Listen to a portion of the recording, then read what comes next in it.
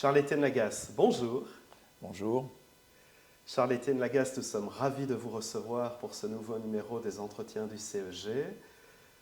Pourriez-vous vous présenter succinctement pour les personnes qui nous regardent? Mais en quelques mots, je suis l'ancien président du Centre d'études Jacques Georgin. J'ai eu une carrière dans l'administration des relations internationales et dans l'enseignement supérieur. Je suis à la retraite depuis un certain nombre d'années, mais je suis très content que le centre d'études, pendant les 10 ans où je m'en suis occupé, ait pu être reconnu par le ministère de la Fédération Wallonie-Bruxelles comme organisme d'éducation permanente. Et je suis très content que le centre soit repris en de bonnes mains avec un nouveau président et un nouveau directeur en votre personne que je remercie.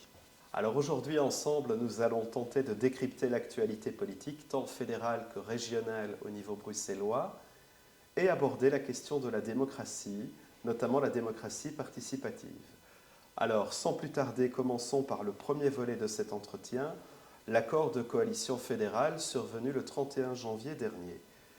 Quelle perspective cet accord offre-t-il, tant au niveau socio-économique que communautaire? Finalement, quand on y regarde de plus près, n'est-on pas occupé à vider la maison Belgique avant une inéluctable séparation? Mais tout d'abord, permettez-moi, au pays de Magritte, de signaler quand même le pittoresque d'avoir un Premier ministre de l'État belge qui appartient à un parti dont l'article 1er vise la fin de ce même État. Voilà. Donc, mais pour répondre à votre question par rapport au nouvel accord, je pense que, effectivement, la Flandre va continuer à faire deux choses. C'est, comme vous le suggérez, comme vous le dites, à vider la maison Belgique appartement par appartement avant de la scinder. Et par ailleurs, de continuer à l'occuper avec tout ce que ça représente d'intérêt. Parce que la Flandre, en réalité, est le seul État au monde qui a deux nations. La nation flamande, pour ce qui l'intéresse, et la nation belge, pour ce qui reste. Et donc, vider effectivement la maison Belgique par appartement, mais c'est une politique qui est bien connue depuis des décennies. Ça s'est vu en matière de port, ça s'est vu en matière d'autoroute, ça s'est vu en matière de sidérurgie, etc. Tant que l'État belge paye, ben on se sert et on met le maximum du pognon sur la Flandre, un peu comme dans ces maisons communautaires où il y a un frigo collectif, on prend tout ce qu'on peut avant de dire qu'on fait les comptes à part, etc. Eh bien, ça va être la même chose pour le chemin de fer, ça va être la même chose pour la santé, ça va être la même chose pour la justice. On continuera à avoir des zones de Wallonie où il n'y a pas de médecin généraliste. On continuera à avoir les trains en Wallonie qui roulent moins vite en Wallonie qu'en Flandre. Ce n'est pas une blague. On vient encore d'apprendre il y a quelques semaines que la ligne Bruxelles-Liège allait encore prendre 13 minutes de plus.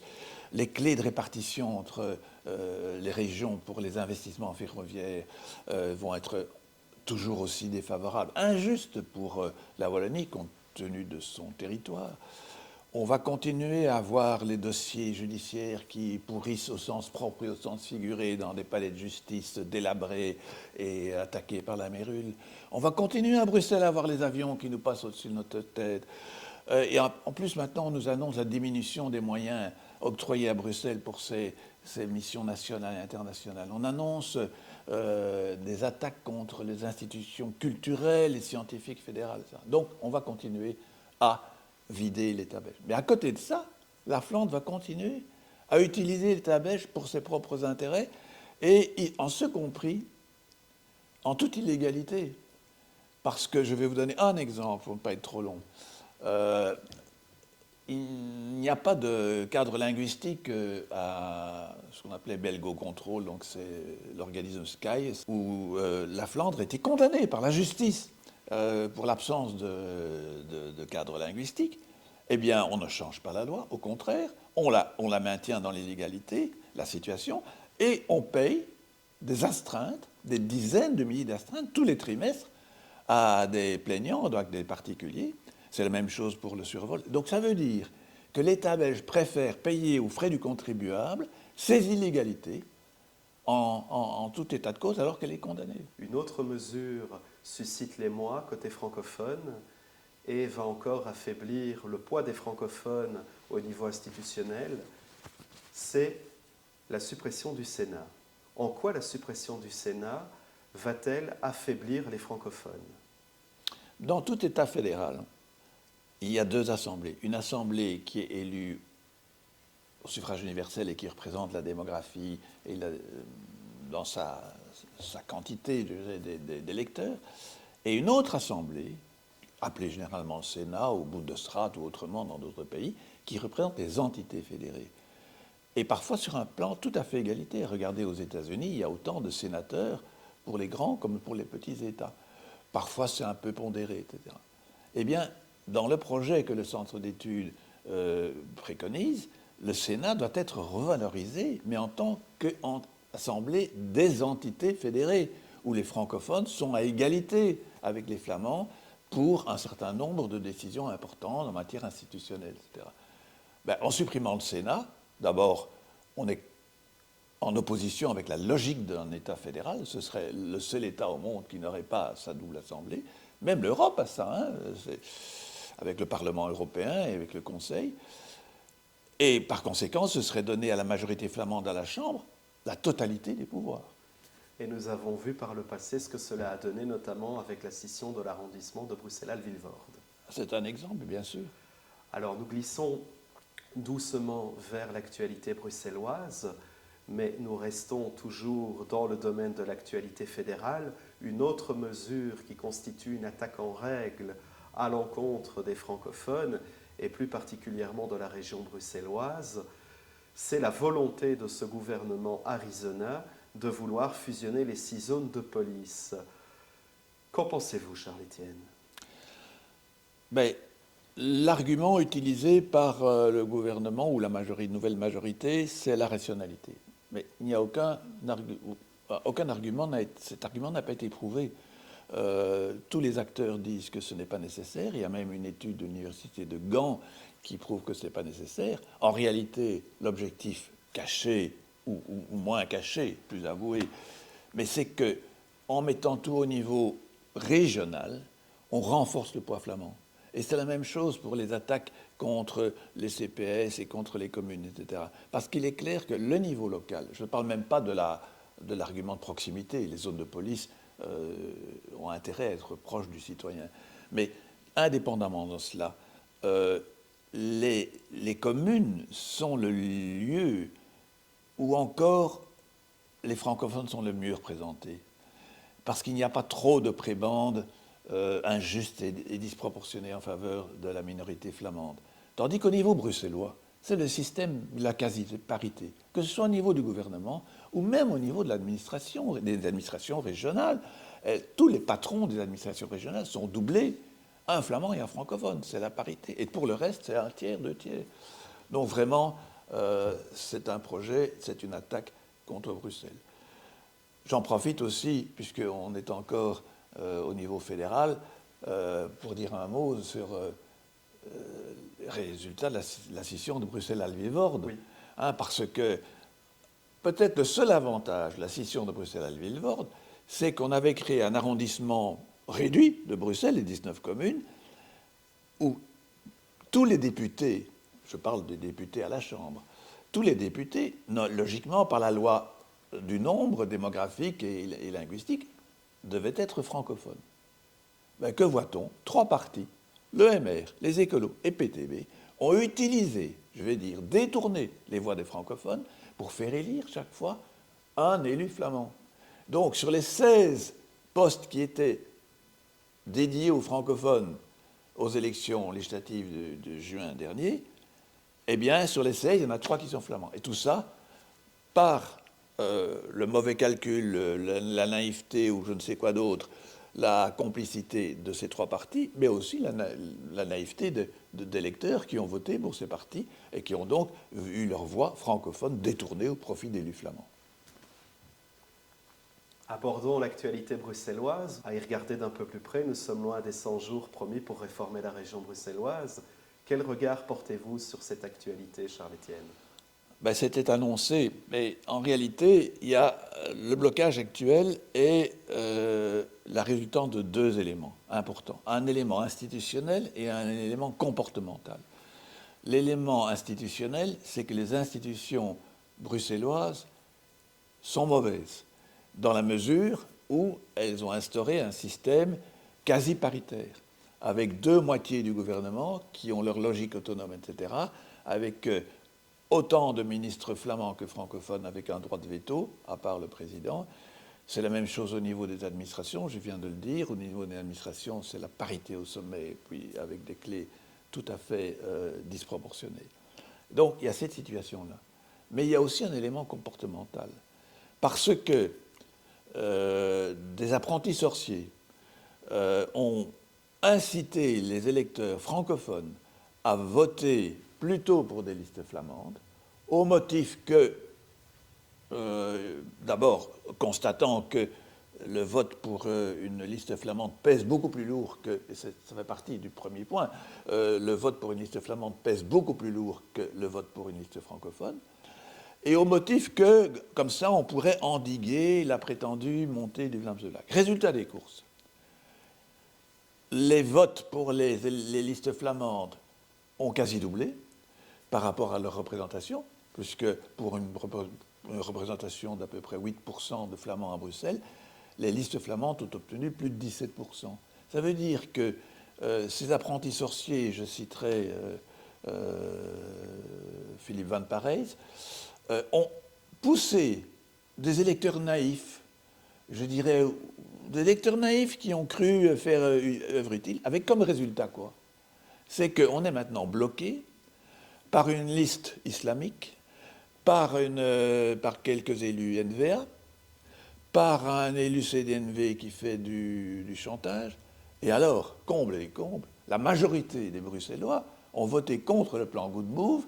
Mais quoi? Ce système-là amène au pouvoir la prêtresse du Good Move, à savoir Elke van den Brand, qui maintenant a 4 élus et est maîtresse du jeu. Le paradoxe bruxellois. Le paradoxe bruxellois, elle peut tout bloquer. Et donc on se trouve dans une situation absurde. Je disais au début de l'interview, on est dans le pays de Magritte, mais ici vraiment, mauvaises institutions et mauvais conseils donnés aux électeurs francophones provoquent le blocage auquel nous assistons depuis maintenant tant de mois. Alors, il y a une remarque intéressante dans votre analyse de la situation bruxelloise, et elle est relative à l'attitude, au comportement que peuvent adopter les électeurs. Il y a effectivement le volet institutionnel que je vais aborder dans un premier temps à travers ma prochaine question, et il y a l'aspect comportemental qui va nous amener vers la fin de cet entretien. Alors au niveau institutionnel, dernièrement, Défi, par la voix de sa présidente, s'est prononcé en faveur d'une majorité simple côté francophone pour quitter cette crise institutionnelle. Est-ce que vous pourriez nous décrire le mécanisme juridique qui permet la mise en place d'une telle majorité et ce que cette dernière induit pour les Bruxelloises et les Bruxellois? Malgré ses défauts, la législation sur les institutions bruxelloises a prévu quand même des solutions pour sortir des blocages.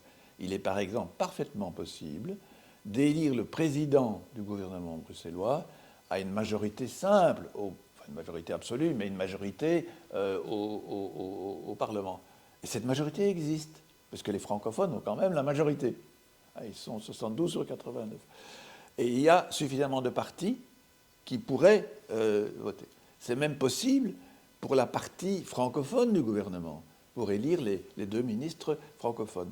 Et donc on pourrait très très bien déjà mettre en place, puisque les francophones ne bloquent pas, puisque le problème vient du côté flamand, on pourrait très bien mettre en place les trois ministres francophones, le président et les deux ministres francophones. Alors du côté flamand, ou bien ils ne trouvent pas d'accord et on continue avec les anciens ministres, ou bien ils trouvent un accord et on recompose. Mais il est possible de s'en sortir, effectivement. C'est effectivement une proposition que la présidente de Défi a proposée et je crois qu'il a même été relayée plus récemment par le PS bruxellois. Merci pour ces précisions quant au volet institutionnel des négociations. Maintenant, nous allons en revenir à la partie comportementale, puisque l'on observe que les derniers résultats électoraux nous amènent à des tendances de plus en plus marquées, tant à gauche qu'à droite. Les discours, les postures idéologiques se radicalisent, tandis que la place laissée à la nuance semble s'être considérablement réduite. Nous assistons ainsi à plusieurs formes de repli, tant identitaires que communautaristes. Comment sommes-nous arrivés là selon vous? N'y a-t-il pas finalement un déficit de confiance accordée aux politiques? Et ne pourrait-on pas envisager une régénération de la démocratie à travers des mécanismes de démocratie participative? Deux choses. D'une part, je ne suis pas sûr que la radicalisation soit liée à l'absence de ces procédures. Mais ceci dit, pour répondre à votre question, effectivement, je crois beaucoup au système représentatif. Ça fait partie effectivement de la conception de la démocratie parlementaire. Les élus sont élus sur base d'un programme et je ne suis pas pour la démocratie directe. La démocratie a besoin d'amortisseurs. Une voiture sans amortisseur se casse. Une démocratie sans amortisseur se cassera également. Donc je ne suis pas pour la démocratie directe, ni même pour le tirage au sort de ceux qui vont décider en fin de compte. Tout simplement parce qu'il faut voter pour un projet. Ceci dit, effectivement, le système représentatif doit être complété par d'autres formules. Et il en existe dans la Constitution ou dans les législations. Le droit de pétition existe. Le droit de consultation populaire existe. Et plus récemment, au niveau fédéral comme au niveau des entités fédérées, les législateurs ont mis en place des organes de citoyens tirés au sort, un tirage au sort pondéré, qui accompagnent les élus. En les informant bien, ils peuvent donner un certain nombre d'impulsions et d'avis aux législateurs, qui reste le décideur en fin de compte. Le système a été innové par la communauté germanophone qui a fait vraiment œuvre de pionnière, et même au niveau européen à cet égard-là. Mais depuis lors, un certain nombre d'entités, à peu près toutes les entités fédérées ont mis en place ce genre d'organisme. Donc, effectivement, le système représentatif est la base du système parlementaire, mais il n'est pas mauvais, et le centre d'études a d'ailleurs plaidé en ce sens-là pour l'accompagner par des procédures de meilleure participation entre les élections, dans les périodes entre les élections.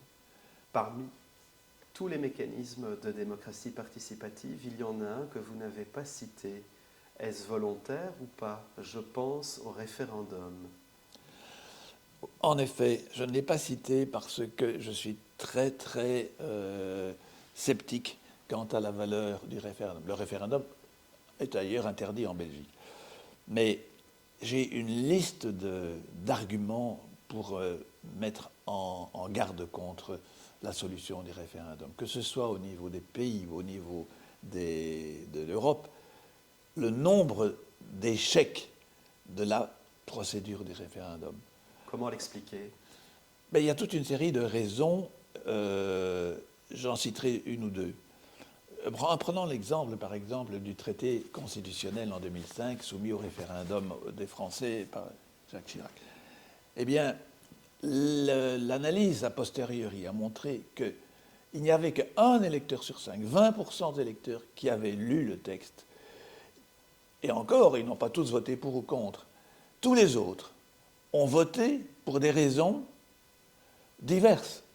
Par exemple, on ne veut pas de la Turquie dans l'Union européenne, alors que ce n'était même pas prévu dans le traité. Merda Chirac, ou toutes sortes de raisons, etc. On peut citer le Brexit. Le manque d'information des citoyens est fondamental. Il y a aussi un argument, c'est que même s'ils sont informés, les électeurs pourraient être amenés, on a vu l'exemple en Suisse par exemple, à prendre des décisions qui seraient contraires aux normes internationales et aux engagements internationaux qu'on a pris au Conseil de l'Europe ou même à l'ONU. Par conséquent, on dit toujours l'électeur a toujours raison. C'est vrai qu'il a raison, mais dans les limites des règles démocratiques, les règles du jeu. Mais dès lors que le référendum ferait passer des législations ou même des éléments de constitution qui seraient contraires à nos engagements internationaux, je reviens vraiment à cette constatation, c'est qu'il faut quand même et de l'information et un certain nombre d'amortisseurs à notre démocratie. Une démocratie sans amortisseurs risque de se briser. Ce sera le mot de la conclusion. Merci beaucoup pour cet entretien, Charles-Étienne Magasse.